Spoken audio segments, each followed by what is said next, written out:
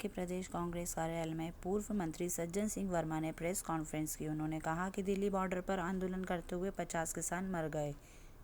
हाथी की मौत पर भी नरेंद्र मोदी का ट्वीट आ जाता है, लेकिन अपने हक की लड़ाई लड़ने वाले किसान की जब मौत होती है तो उनका ट्वीट नहीं आता।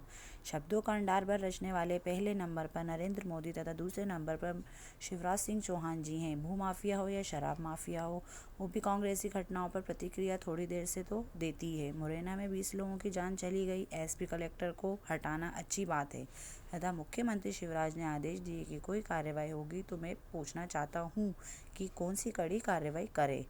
आप धाराएं तो वही हैं जो लगाई जाती हैं। श्रीमान 1008 नरेंद्र मोदी ने वंशवाद पर बड़ा भाषण देते हुए कहा कि शिवराज पुत्र कार्तिकेय में राधोगढ़ में युवा संवाद किया। क्या भारतीय जनता पार्टी और विधुन एवं नीचे बचे हैं? ये सब कुछ वंशवाद की श्रेणी में नहीं आता है क्या? इसकी एक कमजोरी है कि कांग्रेस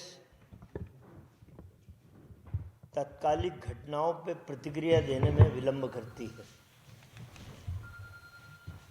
जब दूसरा विषय आ जाता तब पीछे का विषय लेती है। ये अमूमन हम लोगों की कमजोरी है।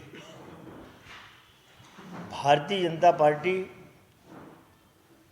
कर्नाटक में एक हाथी मर जाए तो पूरे भारत के ब्लॉकों तक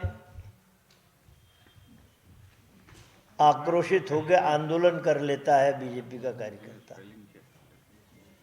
दिल्ली बॉर्डर पे आंदोलन करते हुए 50 किसान मर जाते हैं। हाथी की मौत पे नरेंद्र मोदी का ट्वीट आ जाता है। अपने हक की लड़ाई लड़ने वाले किसानों की जब मौत होती है तब ट्वीट नहीं आता।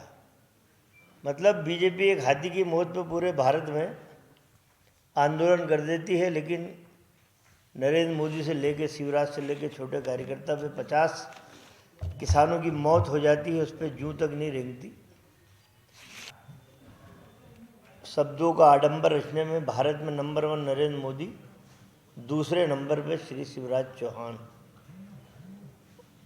चली जाती है एसपी कलेक्टर को हटाना रूटीन बात है। अच्छी जगह पोस्टिंग दे दोगे कहीं, और शब्द आते हैं कि अधिकारियों को कड़ी कार्रवाई के निर्देश दिए। अब कौन सी धारा लाएगा भैया शिवराज? कड़ी कार्रवाई के निर्देश जो धाराएं हैं उसी में कार्रवाई होगी।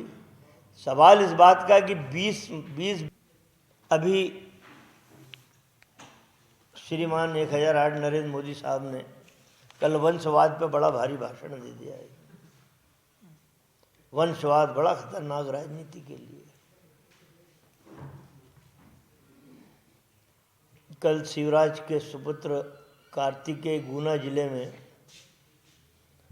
राघोगढ़ में युवा संवाद करने गए थे। क्या भारतीय जनता पार्टी में